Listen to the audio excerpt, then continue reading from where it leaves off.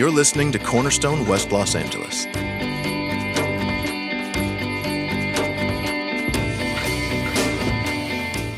We begin a new series. We begin the Gospel of Luke. And let's start by reading the beginning. It's on page 855 of your Pew Bible, the red book in front of you. It'll be on the screen behind me as well. And as always, you can just listen. Here's the very beginning of a very long gospel, Luke 1 through 4. Inasmuch as many have undertaken to compile a narrative of the things that have been accomplished among us, just as those who from the beginning were eyewitnesses and ministers of the word have delivered them to us, it seemed good to me also, having followed all things closely for some time past, to write an orderly account for you, most excellent Theophilus, that you may have certainty concerning the things you have been taught. This is the word of the Lord. Thanks be to God. Short passage, don't worry. There'll be plenty of long ones ahead. But we're starting a new series in the book of Luke. It makes sense to look at how Luke describes what he's doing. Now, why the book of Luke? Lots of reasons, but let me give you at least a few. One is this. It's hard to argue that anyone has had more of an influence over human history than Jesus Christ. Any one person. He was born in a very small town. He didn't really travel widely. He died in relative obscurity, and then proceeded to change the shape of 2,000 years of human history and revolutionize millions of lives. So, just if you want to be informed about the last 2,000 years of human history, if you want to understand where we are today and how things have been shaped along the way, you need to know something about the life of Jesus Christ, about who he was, and how that in turn shaped history and changed lives. So we're going to look at Jesus' life in the book of Luke. That's his account of Jesus' life. And let me just say, there's an old saying, you can't be too careful, studying Jesus' life, because you might come to find out he's studying your life. And what might happen as you study Jesus' life, in other words, is you might come to find out it's not just that you can't understand the world around you, human history, without a knowledge of Jesus Christ. You might find that you can't understand yourself without a knowledge of Jesus Christ, and that you can't understand your future and your own heart and God and the longings that you have. You can't live your life without him. You might find that. And for Christians, people who essentially have found that, we also need this. We need to study Jesus' life again, because a lot of times what happens is as you get older, as you progress in your life past that time you become a Christian, you tend to find yourself having theological questions, having events in your life, desires, concerns, practical and otherwise, dominate your mindset, dominate your view, your horizon. And you can forget that all those questions, all those events, they run through the person of Jesus Christ. And that he's where you find rest and peace, a balm for your soul, and strength for the journey. And so we're going to look at Luke, who gives us, in a sense, the most detailed account of Jesus' life. It's the longest gospel we have. It's pretty long in the New Testament. What we're going to get is a chance to immerse ourselves in his life again. And for you Christians, reacquaint yourself with the person who at one point you remember saying, I'd follow him anywhere. This is the center of my life and my heart. We get to see that again together. And so we're going to start the book of Luke. Now, what we read a moment ago is, it's a prologue. It's an introduction. And like any good introduction, it tells you what to expect in the next, 24 chapters. And so Luke here tells Theophilus, who's, likely an educated Roman official of some kind, maybe a patron of this account, supported and sponsored his investigation. He tells Theophilus, and by extension, he tells us, here's what you can expect in the Gospel of Luke. He says, what I'm going to tell you is the truth about a person who can change your life. That's what he says. And those are our 3 points. The truth about a person who can change your life. Let's work through them. So he says, I'm going to tell you the truth. That's what you can expect. In the first 3 verses, what Luke is really doing is giving you a research methodology. This is how I underwent my investigation. It says he compiled previous sources, previous writings of the life of Jesus. He went and interviewed eyewitnesses to corroborate those stories, to get all the information together, and then he put it together in an orderly account, almost like having all the papers and slips and interviews on a table and moving them around to see this is an orderly account of the life of Christ. And he did this, for some time. It was a long research project. And what he comes out with is the book of Luke. He says, this is the truth, as I've researched it. Now, we have to stop there for a moment because that runs contrary to the major view of almost everyone in our city when it comes to the gospel accounts, the life of Jesus, and the Bible. Most people in our city think that Luke and the gospel writers did the opposite of what Luke just said he did. So for most people, almost everyone agrees that Jesus of Nazareth was an actual human being in history at some point, and maybe even a very unique human being. But at that point, they say, stories about him pretty quickly got out of hand and became exaggerated into legends and myths. And so what you have in the Bible, almost like a kid's game of telephone, is all these stories that got changed and exaggerated over time, such that Luke wrote down legends. People were gullible enough to take these legends at their word and would write them down and say, this is what happened. So, that's the perspective. These poor people, they didn't know any better. And that's gotten incredibly popular as a view. It's basically just an assumption of truth today. And Luke here contradicts every bit of that idea. He says the exact opposite. He says, I followed all things closely for some time past. That is an ancient way of saying he did a rigorous investigation into these sources. He looked carefully to ascertain the truth and distinguish it from legends, falsehoods, extraneous stories. He compared them, and he emphasizes the eyewitnesses, which is a little bit fascinating in terms of word usage, because almost always in the Bible you get the word witnesses. Very rarely, in fact, it might be just here, you get the word eyewitness. And the idea is that even today, when you want to find out about something that happened, who do you talk to? You talk to the people who were there, who saw it with their own eyes. You get their account of the story. And these eyewitnesses that Luke is talking to are far more reliable than eyewitnesses today. The ancient Near East was a mostly illiterate society. They couldn't write anything down, really. They could, but it was very expensive and hard to do. And scholars would say that they would develop in the place of writing a culture of memory. They were memorizers. They were people who could remember important events. They did a study a few years back on the brains of taxi drivers because we do a study for everything now. But they found, this is in London, they found that a part of the brain of taxi drivers was bigger than normal people's brains. The hippocampus was larger. Why? Well, because they have to remember where all the streets are. They had to figure out how to get across London at different times of day and know where all the streets went and where they connected, such that, the longer they were taxi drivers, the larger their hippocampus got. Well, that means a couple of things. One, it means that you and I have shrimpy hippocampuses because we constantly use our phones to get anywhere. We have no idea how to travel anymore, But it also means, imagine the brains of people in a society dedicated to memorizing important events in a way that emphasized accuracy. Imagine what they'd be capable of. In this world, everyone was a taxi driver when it came to important things that happened and reporting them to others.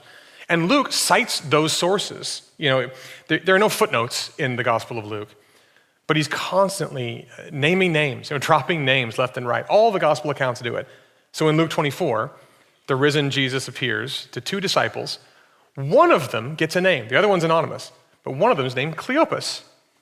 Why name his name? Because you can still go talk to Cleopas and verify that Luke was telling the truth. In Mark, it says Simon of Cyrene was there for the crucifixion of Jesus. And it says he was the father of Alexander and Rufus. Now, they might not have been born yet, but if you wanted to go find Simon or hear an account through his sons, you could go find Alexander or Rufus. A lot of times in the Bible, in the Gospels, you'll find healings happening, often of unnamed people, and every once in a while, you get a name, like blind Bartimaeus, the son of Timaeus, who was healed of his blindness. Why put those names in there and not others? Because they had those names, and they said, if you want to find out more and verify the story, you can go find Bartimaeus. Can't find him, find his dad, Timaeus, and he'll point you in his direction. And this was an ancient way of citing your sources, of backing up that you were telling the truth, not legends, the truth. Luke wasn't looking to write a legend. He was looking to write the truth, real history, what actually happened. But just for a moment, let me press this. Because it's so common, this other way of thinking. Let me give you 3 lines of evidence that the gospel accounts were telling the truth. Here it is. It was too early, they're too detailed, and they're too honest. Too early, too detailed, too honest. They're too early. If Robin Hood existed, if he was an actual person, the first account of his life was 200 years after he was said to have existed.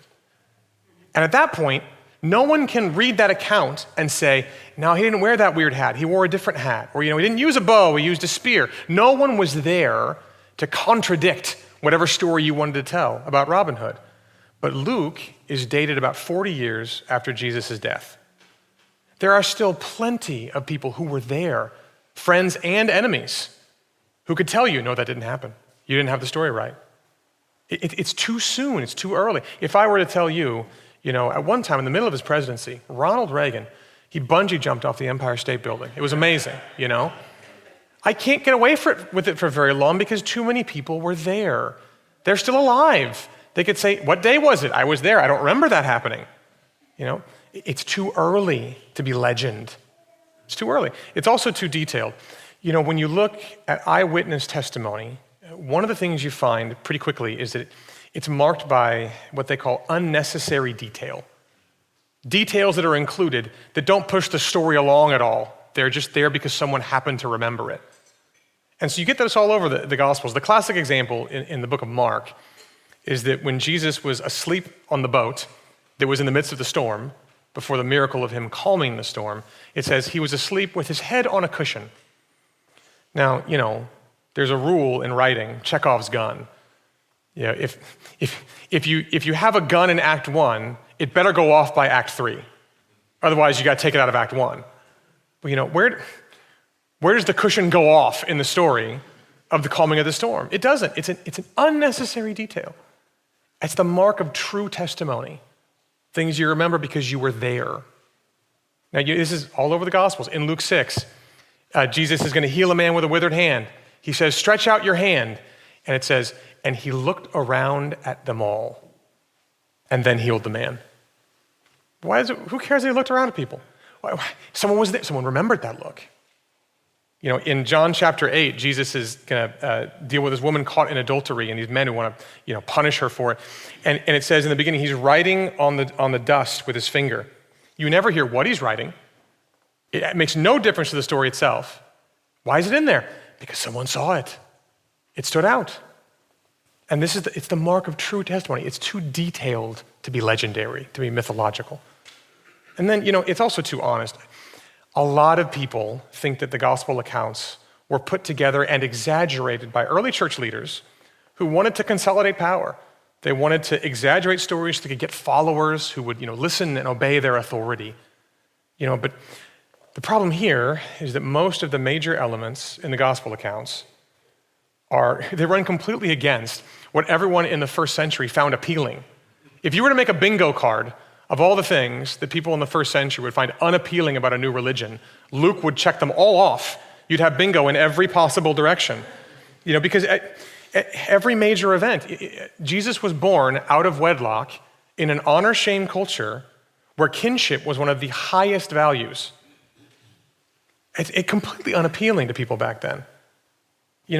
Jesus dies in agony under the thumb of Rome, and does he cry out, I am triumphant? No, he cries out, my God, why have you forsaken me? Forsaken by God on the cross. Completely repugnant to people back then.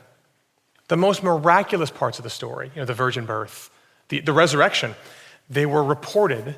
The essential soul testimony in the very beginning about those events was through shepherds and women. And shepherds were the lowliest of the low in that society, barely listened to, let alone respected. And women at that time were not allowed to testify in court. And so, and most people, they think it's a power grab for leaders of the church. You know who the leaders of the church were? They were the disciples. And they look the worst in the gospel accounts of anyone. Everyone else looks better than them. They're always confused. They're always frightened. They never understand what Jesus is saying. And the primary leader of the early church, Peter, looks the most foolish of all of them in the account. It's just too honest of an account to be made up. The only plausible explanation is that it happened, that it wasn't revisionist history, that it wasn't legendary, it wasn't myth, that Luke wrote down what people saw, and that he was careful when he did it to avoid any accretions, any extra stuff besides the truth getting into that story. Now, it's the truth. You might disagree with who Luke thinks Jesus is, but you can't disagree because you think he was sloppy. You can't disagree because you think he was writing exaggerations and legends. He's telling you he didn't on purpose. And, you might be a Christian, and for you, after some time, maybe you don't realize it, maybe I'm going to tell you and you'll realize it. Jesus for you has become more of an idea than a reality. He's become more of a concept than a historical reality in this world where you live and where you struggle and where you need peace and help. Luke is saying, this happened. These things are true and real in human history. One writer put it this way, he says, don't believe it because it meets your needs, though it does. Don't believe it because it satisfies your deepest desires, though it will. Believe it because it's true. Believe it because it happened. It's the truth. He says, what I'm going to tell you is the truth. And it's the truth about a person. Luke goes to all of this effort, 24 chapters, and what is the central content of everything he writes? It's a person. It's Jesus Christ, the person. He says he's going to put it all into an orderly account. And we tend to think by that, yes, chronological, from beginning to end. And fair enough, it does start with a birth and end with, a resurrection. So it isn't broadly chronological order. But there are parts in Luke's gospel particularly where you find him intentionally putting things a little bit out of chronological order. And he admits it in the book. We'll see it in chapter 4. Now, what's he doing? What he's doing is putting all of this in an orderly account in such a way that it best shows you who the person of Jesus is. All truth ordered together to show you the life, death, and resurrection of a person. Why all that focus and effort on the person of Jesus? It's because Luke thinks this person's going to answer all the questions. You look at verse 4. Why am I writing this to Theophilus? He says, that you may have certainty concerning the things you have been taught. Certainty. What he means is confidence. He means security. Security in what? What's going to give you that certainty? He says, it's the person of Jesus Christ I'm going to show you. Now, Tim Keller, commenting on this passage, referenced Dick Lucas talking about this, referencing a conversation he had with someone else. So this illustration is like 3 degrees removed from you, but I'm going to tell it anyway. This man's talking to Dick Lucas, and he says, what I want more than anything is an inescapable, watertight argument, he says. He says, then I could believe it would answer all of my questions, an inescapable, watertight argument. And Dick Lucas, he's a British preacher some time ago, he said back, I don't think God has given us a watertight argument. What God has provided you and me is a watertight person with no holes in him. There's no escaping him. Jesus Christ is the watertight person against whom can be no argument. It's truth about the person who answers all the questions. He's saying you're never going to get what you want from a watertight argument. Now, at least one reason, I get made fun of for philosophy a lot, but let me tell you, here's one place it comes in handy. If you ever take a philosophy class, ask someone who's taken a philosophy course, if there's anything that you have a watertight, inescapable argument about, and they're going to say, no such thing exists. And you say to me, look, how do you know you're not a fish dreaming you're a human being right now? And you say to me, Brian, I look down, I have hands, I see feet, I see you on stage. And then the philosophy professor says, do you have a watertight, inescapable argument for that? Like, couldn't you be, in a vat somewhere with this being programmed into your brain? And you say, not likely. And he says, not likely, but not watertight. And we all say, uh-oh. You can always poke a hole in arguments. You can always discover a new way to look at something that changes everything else about the syllogism you put together. There is no such thing as a watertight argument. And most people who want a watertight argument, and I sympathize with you, you want it because you have doubts. But those doubts, you don't have watertight arguments for them. And so what Dick Lucas is saying is that, no, look, reasons are good. I just spent, 15 minutes giving you reasons to trust the Bible. Reasons are good, but reasons won't get you where you want to go. They won't get you the confidence, the security that you're looking for. Because when God acted in history, he didn't send a watertight argument. He sent a watertight person against whom can be no argument. And this is how Jesus has always worked in the lives of people. Jesus is utterly unique.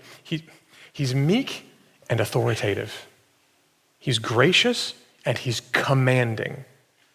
In Luke particularly, we're going to see him eating with tax collectors and sinners and showing a kind of grace and love that extends to people to whom no one extended love in that society. It is an expansive love, an expansive welcome. And at the exact same time, you're going to see him saying things like he existed before the world, and that he's Lord over each and every human being, and that all creation belongs to him, and he will stand at it as its judge at the end of all things. Both those, meek and authoritative, gracious and commanding. And you look at him like so many people have looked at him across human history, and what do you find? You find a watertight person, a person who's inescapable. Look, what if God isn't offering you an argument, but he's offering you a person against whom can be no argument? What if this is actually what you're looking for, and it turns out you've been looking in the wrong place? If Luke is giving you the truth about a person like this, then this person is the answer to your questions and your desires and your longings, to your intellect and your emotions and your will. You've been chasing your tail, hoping for an argument, and he's giving you a person. And in Luke, we get to look at that person. What if that person, not an argument, is what's going to finally give your mind and your heart the rest and the peace you've been looking for? That's what Luke says, that you might be certain of what you've been taught. It's the truth about a person, and a person who can change your life. Now, on the one hand, if you put the first 2 points together, you can see why the truth about this person is the only thing that can really change your life. Some of you are old enough to remember that kid's toy, Stretch Armstrong. It was this little kind of wrestler-looking action figure, but he was made from some kind of what must have been toxic, gelatinous material, but you could stretch him, he's this big, and you could stretch him into like feet and take it, move him into any particular direction, and it would stay there for some time before it slowly maybe shrank back. He really wasn't any fun at all unless you were stretching him out. That was the fun of it. And, if all we know about Jesus is legends and myths, if we don't have truth about this kind of person, you don't have an inescapable person, you have a Stretch Armstrong. You have a Stretch Armstrong Jesus. And let me tell you, if that's true, nothing solid is holding him in place. Everything is adjustable about him. And for a long time, 20 years ago, we were pastoring here in West Los Angeles, and it was difficult to get people to talk about Jesus at all. No one wanted to talk about him, but things have changed. Spirituality has made a massive comeback, and people are fascinated to talk to you now about Jesus, as long as it's the kind of Jesus that works for you and maybe would work for them. As long as it's a Stretch Armstrong Jesus. Everyone's very interested. Now, the problem with Stretch Armstrong Jesus, one of them, is that he absolutely cannot change your life. And if you think with me, you'll see why. If you're the one making him, he can never, ever challenge you because he is you. Like you've made him into a shape such that when you look at him, you see yourself looking right back at you. He has the same thoughts, the same opinions, the same reactions that you do. Now look, aren't the ways that you have grown in your life always the result of someone different than you challenging you? Always. And in that way, when you make Jesus into someone who isn't true, who isn't inescapable, but is just your own image staring back at you, cheering you on, never crossing your will, that Jesus can never change you. He can never transform you because he is you. And that means that you in this world are entirely alone. You're orphaned with only your own resources to depend on. The minute he becomes legend, changeable, malleable, you lose all possibility for transformation in your life. But Luke actually presses it deeper than just that. He says in verse 1, inasmuch as many have undertaken to compile a narrative of the things that have been accomplished among us. Now, accomplished is a strange word because historians don't use that word. They use the word happened. The things that happened among us. And in Greek, there's a perfectly good word for the things that happened among us, and Luke doesn't use that one. He uses accomplished. I'm going to tell you true things about a person that have been accomplished. Now, this begins to unveil a lot of things for us. There are two ways of reading the Bible, of reading the gospel accounts. One way is that the Bible is full of stories that teach you how to live. And the other way is the Bible is one story about how Jesus lived. It's either the Bible is full of stories, all different, but the one thing they have in common is that they tell you what you ought to be doing. And the other is that the Bible is one connected story that tells you all about Jesus. It is either about what you accomplish or what he accomplished. It's one or the other. Now, look, Luke is saying it's the second. It's about what Jesus accomplished. And just by the way, whole sections of the Gospels don't make any sense if it's supposed to be about what you're going to do. Luke devotes more time than any other gospel writer to the birth of Jesus Christ, the birth narratives. He's born, in a manger, in a stable. Okay, let's apply this. What are you supposed to do? Give birth outside? He talks about Jesus feeding 5,000 people. Okay, Aesop, what's the fable? What's the lesson? When you picnic, feel free to pack light. How do you apply the feeding of the 5,000? How does it tell you what to do? How does the virgin birth of Jesus Christ tell you what to do? Best of luck with that one.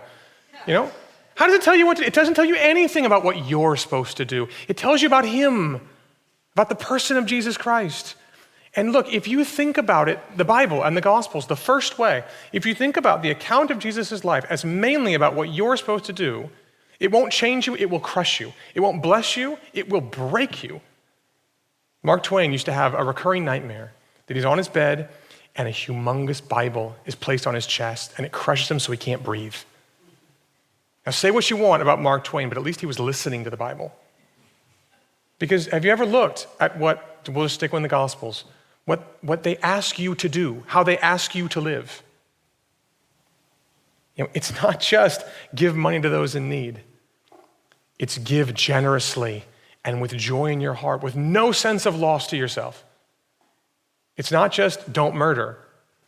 It's have no anger in your heart, no contempt, no standing in judgment over another person, even only inside your mind. It's not just don't take vengeance for yourself.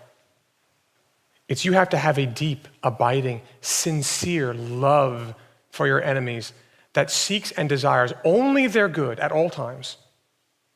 It's not only don't worry, it's be content in all circumstances, trusting God regardless of what you see in front of you.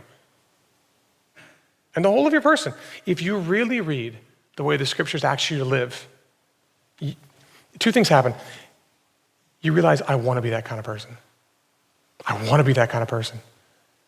And you realize, there's no way I can ever be that kind of person. The gap between me and that feels near infinite. And in that way, it crushes you. If you read the Bible, it's about what you're supposed to accomplish. If you pay attention, you're going to have nightmares like Mark Twain. If you really listen, and Luke comes in and he says, it's not, what I'm going to tell you is not about what you need to accomplish. I'm going to tell you about the things that he has accomplished among us. And that word, literally, the word accomplished, is fulfilled, which is close to a technical term in the Bible, because it means that Jesus is the fulfillment. He's the fulcrum of history. He's the nexus of human history. He's where all of history was pointing, where all things come to connect. At the very end of the Bible, of Luke 24, the last chapter, the risen Christ tells his disciples, These are my words that I spoke to you while I was still with you, that everything written about me in the law of Moses and the prophets and the Psalms must be fulfilled. Then he opened their minds to understand the scriptures and said to them, thus it is written, that the Christ should suffer and on the third day rise from the dead, and that repentance for the forgiveness of sins should be proclaimed in his name to all nations. What is he saying? Everything in the law and the prophets and the Psalms, that to anyone back then, that's the whole Old Testament. That's the whole Bible they had, every piece of it. He says, I told you it would have to be fulfilled, which means that the Bible is not a set of stories about how you're supposed to live. It's not Aesop's fable. The whole thing, all the Old Testament, is one story about what Jesus has accomplished, which means every sacrifice in the Old Testament law and everything made after that, every sacrifice for sins was a shadow of the one true sacrifice Jesus Christ would make, dying on the cross. He's the fulcrum of the history of sacrifice. The entire temple, from its sort of proto-development as Israel was wandering, all the way to the building of it at Solomon, the destruction of it afterwards, and the rebuilding of it, the entire idea of the dwelling place of God with man, all pointed forward, one story, to the person of Jesus Christ, God in the flesh, who dwelt among us. He's the fulcrum of the history of the temple. And you can go on. All the kings were shadows of the one true king. They would come and not conquer his enemies by force, but die for his enemies by love. All the history of kingship, he's the fulcrum of it. All literature, all art, all recording of human desire, all fear, all anxiety, all need for peace, every piece of literature, every piece of human history, all points to its solution, its fulfillment in one man, Jesus Christ. And Luke says, I'm going to give you the truth about that person. Because what he has done in fulfilling that is trade places with people like you and me. The gospel says that fulfillment comes, like Jesus says in Luke 24, in the suffering on the cross and the resurrection from the dead. That what Jesus Christ has done, the fulfillment of history, is him taking on your sin, your debt, your failure, the punishment due us before a holy God, and taking it on himself, that immaculate person, taking it on himself. And then in that place, giving you his very righteousness, his very blessing, such that when you trust in him, God the Father looks at you and sees the very righteousness of his own Son, unstained, unblemished. He's the fulfillment of every desire, every longing. He's the answer to every question. He's the fulcrum of human history. He's the one who accomplishes. This is what Luke is saying. And here's the payoff. That's a crass way to put it, but here's how I make the point I made earlier. Only when it's the true story of what Jesus accomplished will it ever really change you. Nothing else can change you. Every other religion, every other approach to life says you do it. Buddha's last words before he died were strive without ceasing. Jesus' last words before he died were it is finished. And until you have it is finished up and running in your heart and your mind, you will never really change. The Puritans used to use an old example of like metal and how you can't bend a metal. A modern version is those rulers in high school, those like metal ones that flop, And how do you change those? You can't. You can bend it, but hold it there a long time, and eventually your hands get tired and you let go and it flops back up into shape, Or, if you're strong enough, you can apply enough pressure to break it. Every other version of change, every strive without ceasing, every you do it, you accomplish it, is a version of that. You're taking your own heart and you're bending it like that ruler. And eventually, you get tired and let go and you flop right back into your original shape, or you add so much pressure to you and that thing on your chest gets so heavy that you break. Only when you have it is finished. He's accomplished it for us. Only then do you have something warm enough, the Puritans would say, to take the metal and heat it up so it's malleable and changeable. Only the fire of God's love can really make you someone who can truly change, not just bend or break. Do you have that operative in your life? Luke says that's exactly who I'm going to tell you about. the truth about a person who can change your life. We all want to change. We all have things we want to see different. We all want to be transformed.